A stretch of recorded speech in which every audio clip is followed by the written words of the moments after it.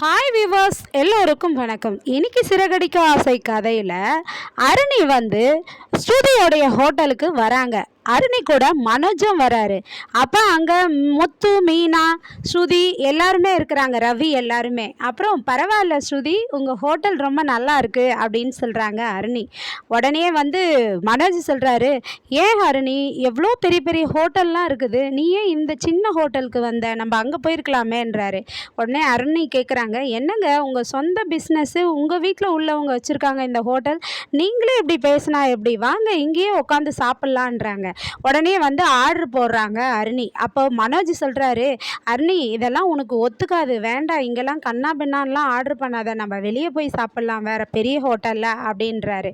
ஏங்க, எனக்கு இந்தியன் ஃபுட்டுன்னா ரொம்ப பிடிக்கும், ஸ்ருதி உங்கள் ஹோட்டலில் என்ன டிஷ்ஷு ஸ்பெஷலோ அதை கொண்டு வாங்கன்றாங்க. சரிங்க அப்படின்னு சொல்லிட்டு ஆர்டர் போடுறாங்க. ஆனால் மனோஜ் வளவலன்னு பேசுறதுனாலயே அருணிக்கு பிடிக்க மாட்டேங்குது. சரியா அருணி திட்டுறாங்க, என்ன நீங்கள் இப்படி பேசுகிறீங்க அப்படின்னு சொல்லிட்டு. அதுக்கப்புறமா முத்து பேசுகிறாரு மீனாட்ட, மீனா அந்த பொண்ணுக்கு இவனை பற்றி பேசுகிறதே பிடிக்கல போல இருக்குது அப்படின்றாரு. ஆமாங்க, இவர் வாயை வச்சு இவருக்கு எடுத்துப்பார் போலக்குதுன்னு பேசிக்கிறாங்க.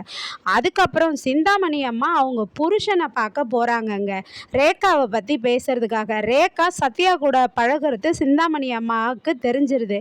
அதனால் சத்யாவை பற்றி என்னென்னவோ சொல்கிறதுக்காக அவங்க புருஷங்கிட்ட சொல்கிறாங்க, ஏங்க நீங்களும் நானும் பிரிஞ்சிருந்தாலும் நம்ம பொண்ணுடைய வாழ்க்கை தாங்க முக்கியம், அந்த சத்யா நல்ல குடும்பத்தை சேர்ந்தவன்ல, அவன் ஒரு திருட்டு பையன் அப்படின்னு சொல்லிட்டு சொல்கிறாங்க.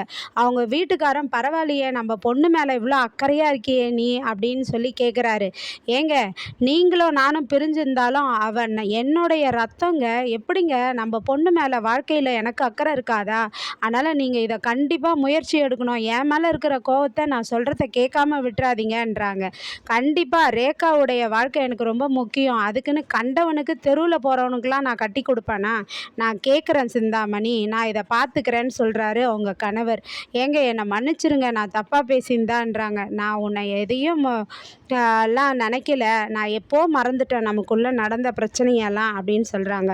அதுக்கப்புறமா ஸ்ருதி ஹோட்டலில் அருணி ஆர்டர் பண்ணாங்க இல்லையா, அந்த டிஷ்ஷை கொண்டு வராங்க. ஒரு சட்டியில் வச்சு குழம்பு கொண்டு வராங்க. இது என்ன டிஷ்ஷு அப்படின்னு சொல்லி கேட்குறாங்க. இது எங்கள் ஹோட்டலினுடைய ஸ்பெஷலு, மண் பாத்திரத்தில் செய்கிற சிக்கன் கிரேவின்னு தராங்க. சாப்பிட்டு பார்த்துட்டு, ஸ்ருதி சூப்பராக இருக்குது அப்படின்றாங்க அருணி. உடனே ஸ்ருதியா, எல்லாம் எங்கள் செப்புவோட கைவசம்தான் அப்படின்னு ரவியை சொல்கிறாங்க. சாப்பிட்டுட்டே இருக்கும்போது துருன்னு மனோஜ் என்ன பண்ணுறாருன்னா அருணிக்கிட்ட, ஆமாம் உங்கள் எக்ஸ் ஹஸ்பண்ட் எப்படி டைவர்ஸ் ஆனார் அப்படின்னு சொல்லி கேட்குறாரு. உடனே அவங்களுக்கு முகம் சுல்லுன்னு ஆகிடுது. அதுக்கு முத்து, மீனாலாம் இதை கொஞ்சம் ஸ்ருதியும் கேட்குறாங்க, இதை கொஞ்சம் பர்சனலாக நீங்கள் கேட்கக்கூடாதா அப்படின்னு கேட்குறாங்க. உடனே அருணி என்ன சொல்கிறாங்க, இல்லை இல்லை நான் சொல்கிறேன் பரவாயில்லன்னு சொல்லிட்டு, அவர் கொஞ்சம் ட்ரிங்க்குக்கு அடிக்ட்டு, அதனால தான் ட்ரக்ஸ்க்குலாம் அடிக்டாக இருக்கிறாருன்னு சொல்கிறாங்க.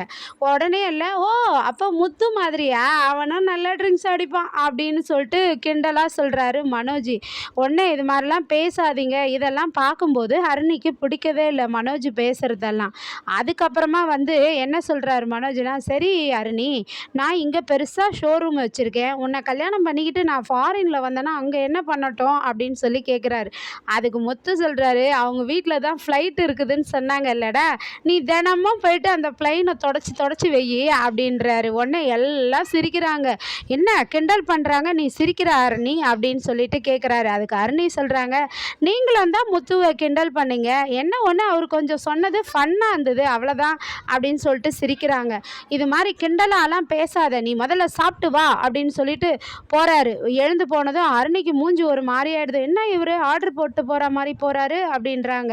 உடனே மீனாலாம் சொல்கிறாங்க, இல்லை அவர் சாதாரணமாக தான் சொல்லிட்டு போனார், உங்களுக்கு அப்படி தோணுச்சுன்னு சொல்லி அட்ஜஸ்ட் பண்ணுறாங்க. அதுக்கப்புறமா முத்து மீனா கிட்ட வீட்டில் பேசுகிறாரு மனோஜை பற்றி. இந்த மனோஜை இவன் வாயால் கெடுத்துப்பான் போல இருக்கு மீனா, ஆனால் அந்த அருணிக்கு பிடிக்கல போலக்குது இவன் பேசுகிறதெல்லாம் அப்படின்னு சொல்லிட்டு பேசுகிறாரு. அப்போ மீனா சொல்கிறாங்க, ஆமாங்க அவங்க மூஞ்சே சரியில்லைங்க, உங்கள் அண்ணன் பாருங்கள் யாரும் இல்லாமல் தனியாக கேட்க வேண்டிய விஷயத்த எல்லார் எதற்கும் கேட்டார் பாருங்க, உங்கள் ஹஸ்பண்டுக்கு எப்படி டைவர்ஸ் ஆச்சுன்னு சொல்லிட்டு, சரியானவருங்க, உங்கள் அண்ணன் படித்தும் இருந்தும் முட்டாளாக இருக்கிறாருன்றாங்க. அதுக்கப்புறமா வந்து, சரி அவங்க வாழ்க்கைய அவங்க பார்த்துக்கட்டும். எங்க தம்பி கதைக்கு வருவோம். நான் ஒண்ணு பேசணும்னு நெனச்சேன்னு சொல்லிட்டு, "எதுக்குங்க நீங்க சத்யாவுடைய லவ்வுக்கு நீங்க ஹெல்ப் பண்றீங்க?" அப்படின்னு சொல்லி முத்துவ கேட்குறாங்க மீனா.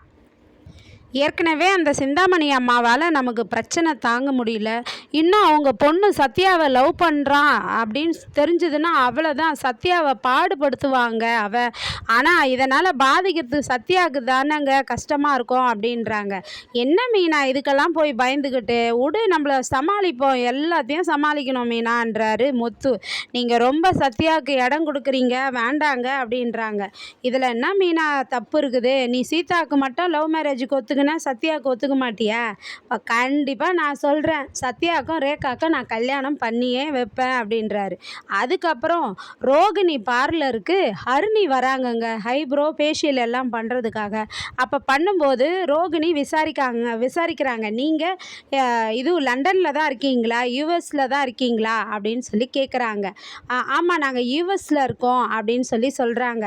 அதுக்கப்புறமா வந்து என்னன்னா, எனக்கு கல்யாணம் இருக்குது அப்படின்றாங்க, கங்க்ராஜுங்கன்றாங்க. அதுக்கப்புறம் மனோஜ் ஃபோட்டோவை எடுத்து காட்டுறாங்கங்க.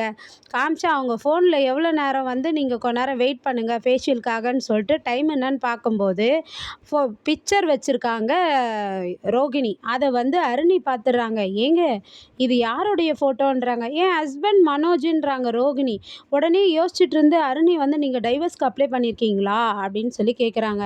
ஆமாம், உங்களுக்கு எப்படி தெரியும்னா, எனக்கு மனோஜை தெரியும், போன வாரம் தான் மனோஜுக்கும் எனக்கும் நிச்சயதார்த்தம் முடிஞ்சதுன்னு சொல்கிறாங்க அருணி. உடனே அதை கேட்டதும் ரொம்ப ஷாக் ஆகி ரோகிணி அழுகுறாங்கங்க. நாளைக்கு ரோகிணி என்னென்னலாம் சூழ்ச்சி பண்ணுறாங்கன்ட்டு திங்கக்கிழமை இருந்து பார்ப்போம். நன்றி, பாய்.